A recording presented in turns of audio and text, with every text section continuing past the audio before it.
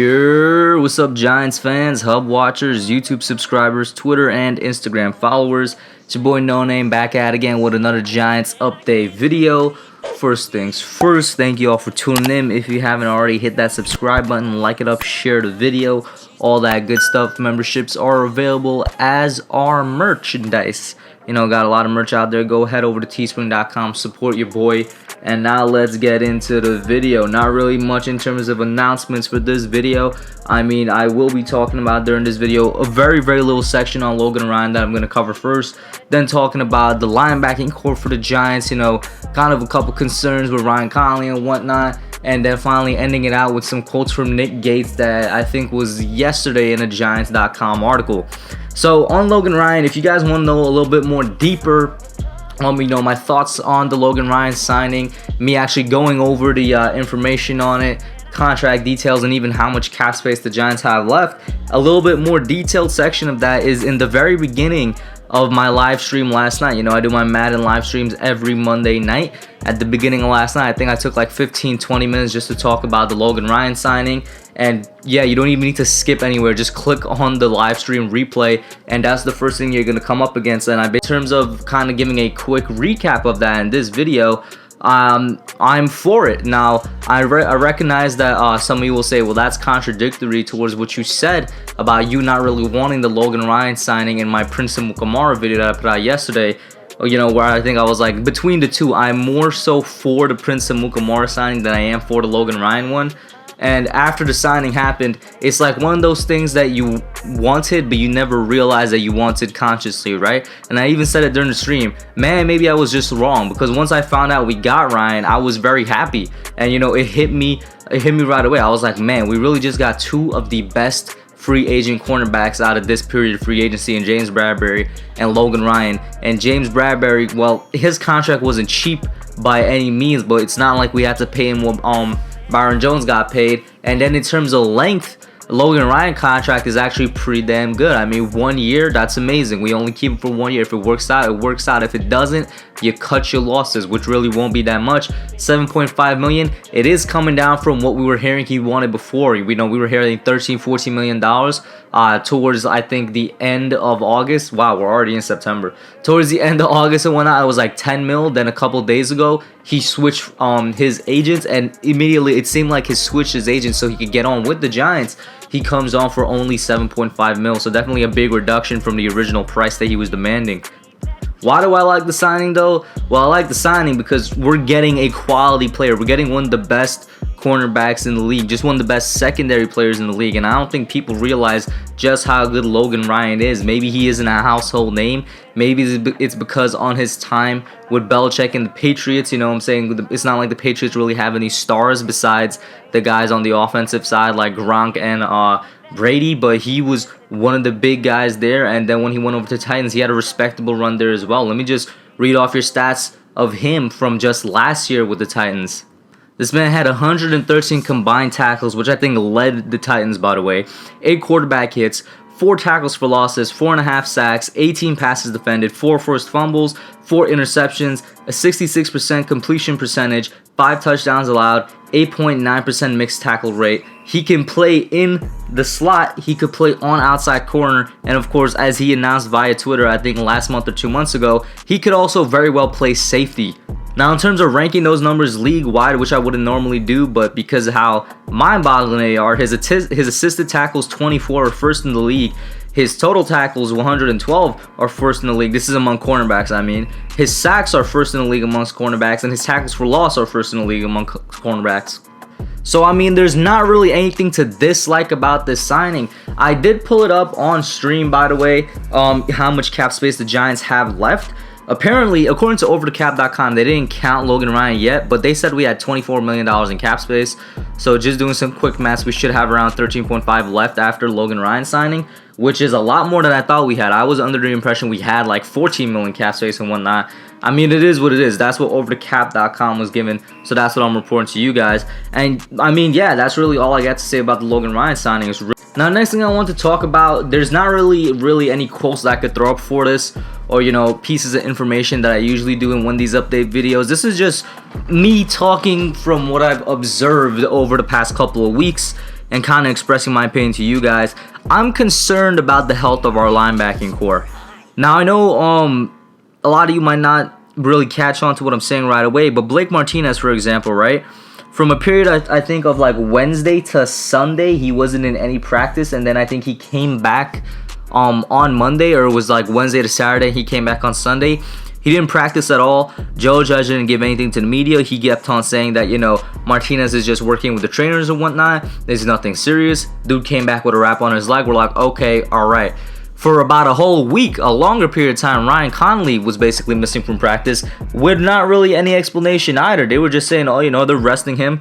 That was from the first scrimmage, the first live scrimmage, basically up until the second live scrimmage. He was basically missing from practice for a whole week, and obviously we have way more concern with that than with the Blake Martinez one, because Connolly's coming off of an ACL injury. And I would like to say, and I always said this, I usually brought it up with Marcus Golden, with an ACL injury, the thing never truly heals, or you never fully get away from it, in my opinion, until 2 years after the fact. Now, you don't have to go too far, but you can if you want to. In any sport, you know, basketball, football, I don't know if baseball really has ACL injuries like that, but let's stick to basketball and football. Whenever the ACL happens, it takes the player around 2 years for them to get back to like their full strength, so to speak. You don't need to go too far. Just look right at Marcus Golden. ACL tear in 2017. He was healthy in 2018, but he wasn't at Marcus Golden 100%. He was at Marcus Golden 100% in 2019, where he got back to form, got back to 10 sacks and whatnot. And there's other players you could look at with that as well. But I fully expect Ryan Connolly to be healthy at some point during this year, but I don't expect them to be back to what he was during his rookie year. And then there's even the question of that, you know, kind of going off on a little tangent here. What was Ryan Connolly in his rookie year? We only got 3 games of it. Was he as good as we all thought he was, or was that a little bit of our, you know, embellishment at being Giants fans, or was it a little bit of him going up against bad competition? We don't know what he truly was his rookie year, but for the sake of the argument, let's say he was a good linebacker in his rookie year. He's not going to get back to that until next season, in my opinion. The reason I'm bringing this up is because it appears Ryan Connolly is still not 100% recovered from the ACL tear, and that's why Devontae Downs, a linebacker who's been catching many people's eyes in training camp so far, has been getting a lot of starts with the first team, so to speak. He's been getting a lot of reps practicing with the first team. He spent a lot of time practicing beside Blake Martinez, and to be honest with you, he's right there neck and neck with Ryan Connolly right now to come in and start day one against Pittsburgh, game 1. He might start against Ryan Connolly if Connolly's not at 100%. So that's something very interesting that I'm bringing up here. I'm concerned about how Connolly's recovering. If they need to give him more time to just sit out, they need to do that, because it's something that I've been saying for months now. Injuries this season are going to be a lot more prevalent than they were in seasons before, just because of how short time these guys have to acclimate their bodies to football and to the regular season again. It's going to be tough on guys like Connolly that are coming off injury, and it's going to be tough on guys like the rookies that haven't ever before tried to get their body used to an NFL season. But speaking of Devontae Downs, he's been doing a really good job of catching a lot of people's eyes. He had a really good scrimmage night, and just yesterday he had a pretty good practice, you know what I'm saying? He tackled Sandro Platzgummer, the Austrian running back. I think he's from Austria, via the NFL, basically, like, I'm just going to call it their transfer student program, because I keep forgetting the actual name. He dropped him after he caught a pass down the middle. Downs hit him in the shoulder, and he sent the man to the ground. He ended up getting Saquon on him, because Saquon was going off on him, because I don't think it was a live tackling drill, or he might have tackled him too hard or something. But Downs has been impressing everybody with the way he reads the field and the tackles he's making. Judge even praised him for his athleticism, and this is a quote from Giants.com. He said it was a reason the team decided to use him at inside linebacker. When he arrived to the Giants last season, I think he came over from the Vikings, he was considered an outside linebacker. So, you know, I'm going to be watching Devontae Downs' path with great interest, because he might be the guy that ends up starting day 1 for us until Connolly is at least, you know, back fully healthy. And so far, it doesn't look like it's a pity party type of situation where he's just slid into the spot because he's the next guy up. It looks like he might be truly earning it. And last, but certainly not least, Nick Gates. We're going to talk about a couple of goats. I meant to see a couple of quotes all day. Hey, man, who knows, man? maybe Nick Gates develop into one of the GOATs. I mean, I don't know. Kid Blue would love for that to happen. This was, in fact, from yesterday, you know, Michael Eisen reporting. Gates has been seen a lot more with the first team than Spencer Pulley, and despite what Joe Judge might say, Joe Judge would always say it's a scratch-even competition. As of right now, it looked like Gates might be that starting center day one, which I admit, not something I saw coming. So, according to Nick Gates, this was his biggest challenge moving to the middle. He said, honestly, just mentally getting the playbook, getting in, and just knowing what to do with every single front the defense gives us. Our defense gives us a lot of different things to look at, mix it up a lot. That's probably the biggest thing, but it's good for me to get out there against our defense and see all that, because we're most likely not going to get this much different stuff in a game when we go live, when we go to a real live game. Now, I'm happy to hear this, and I'm both unhappy to hear this, right? I'm kind of on the fence. Because mentally, this is what makes the center position on the offensive line the second toughest position to play. It's not the physicality of it. It's not the technicality of it, which is what makes the, you know, the offensive tackle, specifically the left tackle spot, so hard to play. But it's the mental spot. You got to be a really, really smart football player and somebody with really high football IQ and just a quick thinking brain to play the center position. Not a lot of people have that. They have the physical parts down, but not the mental parts. Now, I am happy to hear that he's adjusting physically well, because switching from tackle to center, that is a pretty big switch physically. So far, by all reports coming out of training camp, he's been doing pretty good at center, so it does mean he's probably doing better than he's letting himself on. Maybe he's a big critic on himself, kind of like Saquon Barkley is, which is something I would like about Nick Gates if that's the case. So I do think maybe he's performing better than he's given himself credit for.